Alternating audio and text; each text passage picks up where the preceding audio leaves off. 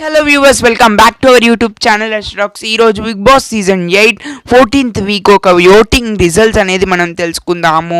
First అయితే మన ఛానల్ని లైక్ చేయండి, వీడియోని లైక్ చేయండి, మన ఛానల్ని సబ్స్క్రైబ్ చేసుకోండి, స్టే ట్యూన్డ్ ఉండండి మన వీడియోస్కి. సో ఫస్ట్ అయితే నిఖిల్ అయితే టాప్ ప్లేస్లో దూసుకుపోతున్నాడు. అండ్ సెకండ్ ప్లేస్లో వచ్చేసి గౌతమ్ కృష్ణ ఉన్నాడు.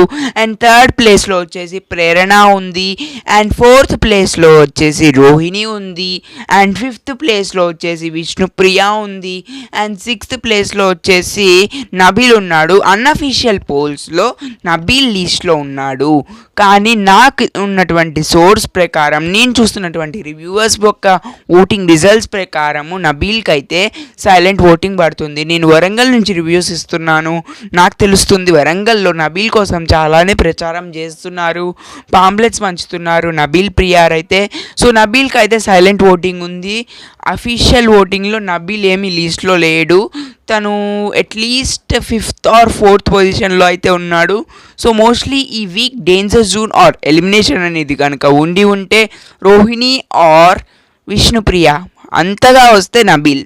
సో వీళ్ళ ముగ్గురులోనే ఎలిమినేషన్ ఉంటుంది. గౌతమ్ కృష్ణ, ప్రేరణ అండ్ నిఖిల్ వీళ్ళు కంపల్సరీ సేవ్ అవుతారు.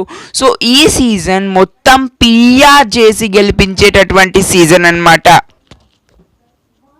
సో ఎస్, ఈ సీజన్ మాత్రం ఓన్లీ పిఆర్స్ గెలిపించుకునే సీజన్. ఈ సీజన్లో ఎవరైనా గెలిచే ఛాన్స్ ఉంది ఇప్పటికి కూడా. ఎస్, సో నాకు తెలిసి 99.99999% నిఖిలే విన్నర్ అవుతాడు.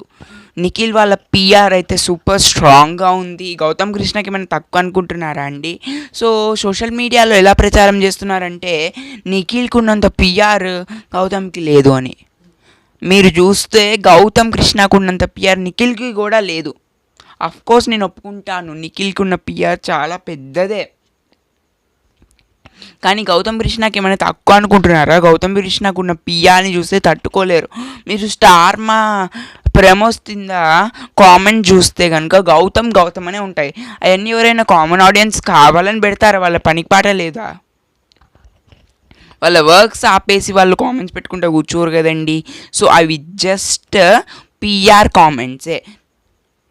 డిస్క్లైమర్ మళ్ళీ ఇస్తున్నానండి, ఇది నేను కేవలం నా ఒపీనియన్ని షేర్ చేసుకునేటటువంటి అథారిటీ రైట్ నా పర్సనల్ ఛానల్లో నాకు ఉంది కాబట్టే షేర్ చేసుకుంటున్నాను. దట్స్ ఇట్ అండి. So that's all. సో ఈ వీడియోని నేను హర్ష టాక్స్ యూట్యూబ్ ఛానల్లో అలాగే travel with Harsha YouTube channel రెండిట్లలో సేమ్ పబ్లిష్ చేస్తున్నాను. సో మీరు మన కొత్త ఛానల్ ట్రావెల్ విత్ హర్షని సబ్స్క్రైబ్ చేసుకొని ఉంటే ప్లీజ్ మన ఛానల్ని సబ్స్క్రైబ్ చేసుకోండి. మీకు ఆ లింక్ అనేది డిస్క్రిప్షన్లో ఇస్తాను అండ్ కామెంట్ సెక్షన్లో పిన్ కూడా చేస్తాను.